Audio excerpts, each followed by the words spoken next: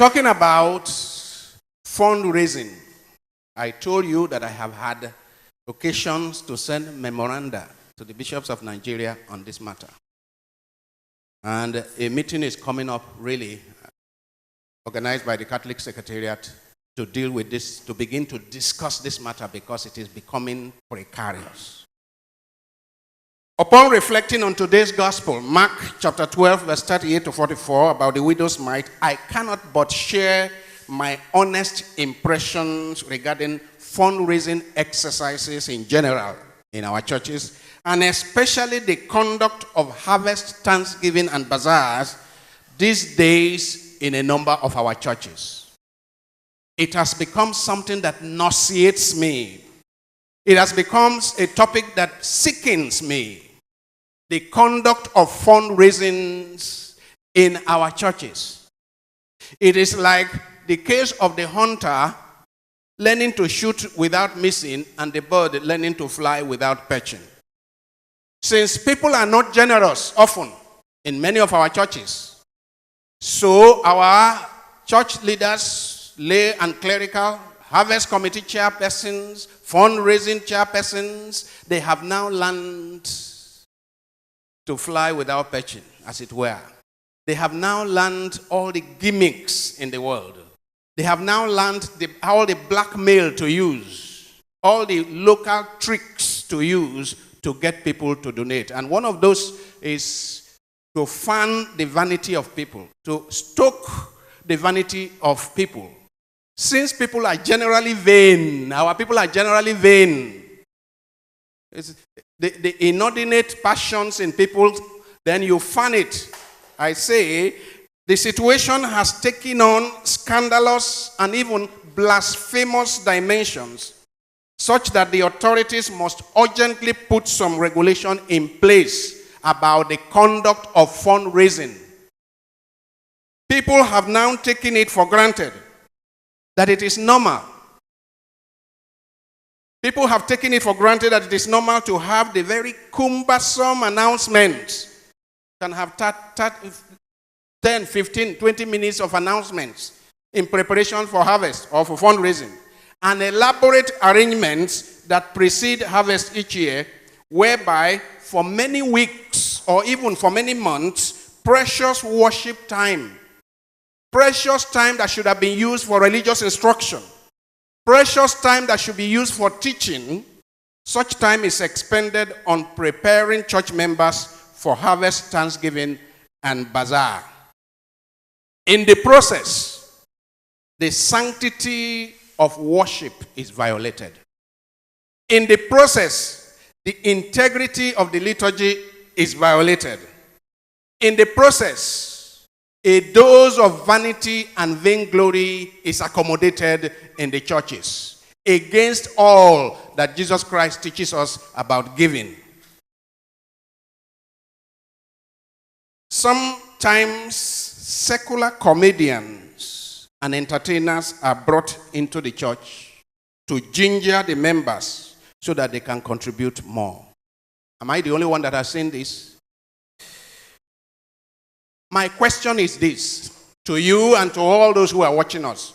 Why do you, adult Christians, supposedly those who have been brought up in the church, who have been baptized and confirmed, who received the Eucharist, why do you, adult Christians, have to be pursued before you give money to God?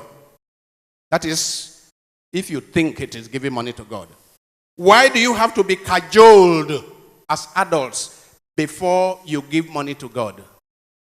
Why do you have to be harassed or blackmailed before you donate generously towards the work of God?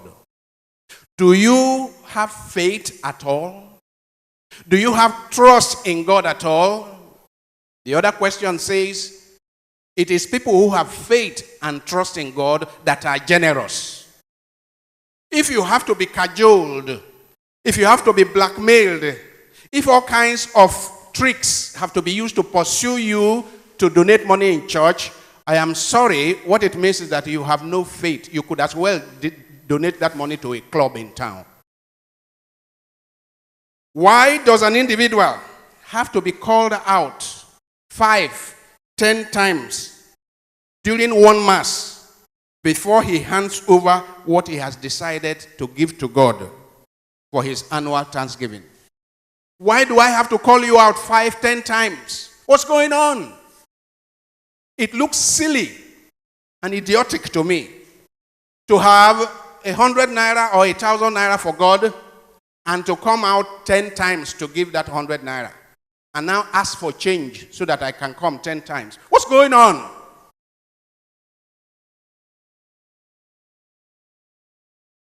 I consider the carnival-like environment and the sheer vain entertainment tone that Harvest, Thanksgiving, and Bazaar is taking in our churches these days are simply ridiculous. Thank God we have rejected it in this chapel, right? Thank God we have rejected all that and we do our annual Thanksgiving without all that. But I propose it to other churches that are still doing it. That the carnival-like entertainment tone that characterizes Harvest, Thanksgiving, and Bazaar in our churches these days, whenever it started, it is becoming worse. I am even told now, and I witnessed it somewhere, where at funeral ceremonies, after the commendation, the coffin is taken out to the back of the church. Then they begin the carnival. Has any of you witnessed it? This is crazy. In the Catholic Church, it is the commendation that should end the Mass. And I tell the priests and the lay leaders where this is happening to stop the madness. What did I say? Stop the madness. Whether it is in the Catholic Church or in Pentecostal churches or the other mainline Protestant churches, I say what? Stop the madness. Teach people to be generous. Teach our people to be generous to God and to the work of God. Demonstrate the work of God that you are doing and leave it free, whether they are ready to contribute to it or not. In my own case, I tell my people, I give you an opportunity to be part of this wonderful work that we are doing for God. If you want, if you do not want, God will do his work. God will find people from far and near who will come to help to do his work. But I am not going to cajole anybody. I'm not going to blackmail anybody. I'm not going to use any village tricks to get people to contribute money. It is disrespectful of the liturgy. It is violating the integrity of our worship, of Christian worship anywhere. And anywhere I see it, it doesn't have to be the Catholic Church. Anywhere I see it, I call it an abuse. Things can be done differently. I believe that we could be more faithful to Christ even in our fundraising enterprise for church projects. When Jesus Christ spoke about giving to the church with dignity and with respect and with all decorum and in secret, he means all kinds of giving. Since we need money to do God's work, fundraising in the Christian church should be considered a missionary task. Go out to the whole world, Jesus says in Matthew 28, 19 to 20. Teach them that all I have taught you and baptize them in the name of the Father, the Son, and the Spirit. A few Sundays ago, we celebrated Mission Sunday. All of us are part of the mission of the church. So whether the church is building a school to promote its mission, or the church is building a church building, or a mission house where the priest will live, or the church is building a parish hall, whatever it is, or the church is building a soup kitchen to take care of the poor that we have just spoken about, whatever is the project, then it is a devotional thing. I will not ask you to give me money to go and build a house in my father's compound.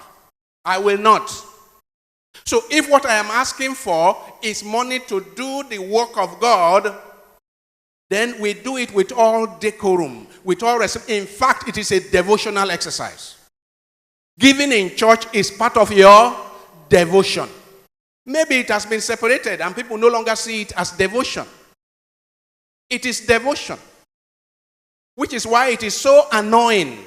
It is so distressing when we see people who come to the altar and carry microphone and speak like just anybody because they have money to donate.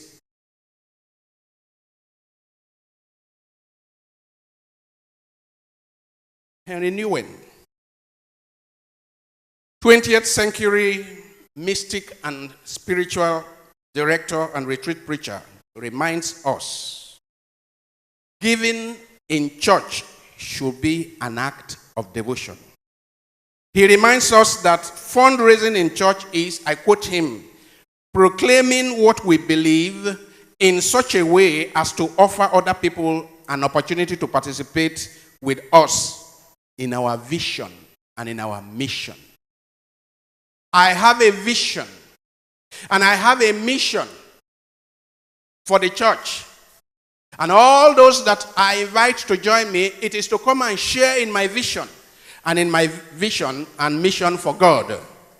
He says, quote, church fundraising is the opposite of begging. What did he say?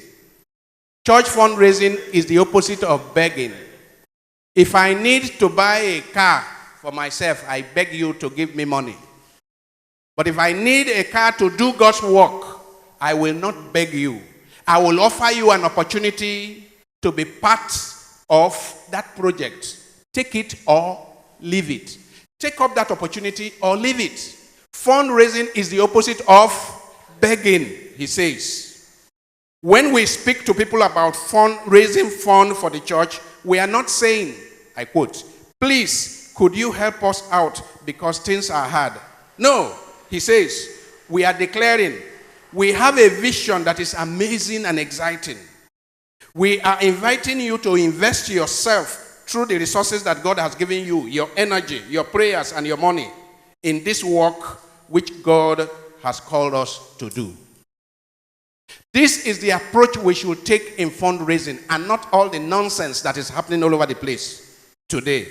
Nguyen then reminds us that, quote, to be converted to Christ means to experience a deep shift in how we think, in how we do things. To be converted to Christ is to experience what? A shift, a deep shift, a profound turnaround in the way we think and in the way we do things. The way a lot of fundraising is done in the church today is not different from the way cultural groups are doing their fundraising. It means that shift that Nguyen talked about has not happened. St. Paul says, do not be conformed to this world, but be transformed by the renewing of your minds, so that you may discern what it is that is the will of God, what is good and acceptable and perfect. Romans chapter 12, verse 2. This is very important, and I ask you to please take it seriously and spread the information around. We can do things differently. Can we say that? We who are Christians, we are the light of the world. Lux terra. This is what it means. Light to the world is what lux terra is, which is why we have championed this change by making sure that all that nonsense does not happen here. When is our harvest? 28th of November. And we finish our harvest within the same time slot we normally have our mass, right? Yes. And instead of vain bazaar, we have love feast. And we tell people we have our annual Thanksgiving on this day, and we come together and we drop what we have for the Lord, and then we go and have a love feast with food brought by everybody to share with everybody. That's how we do our Thanksgiving at Lux Terra. And we propose it for who? For every other church to follow our example. And you are not likely to get any less funds, because Lux Terra never got any less funds because we take this approach. And may the Lord help all those who are listening to take correction and let us do things correctly. Amen. Giving is a heart issue. Giving is a heart issue. We need to deal with and conquer several indulgences in our hearts to get to the place where we are able to give like God gives. The kind of giving that is worthy of God. Our giving has to be like the way God gives in order for it to be worthy of God. So once again, can we read together? Giving is a heart issue.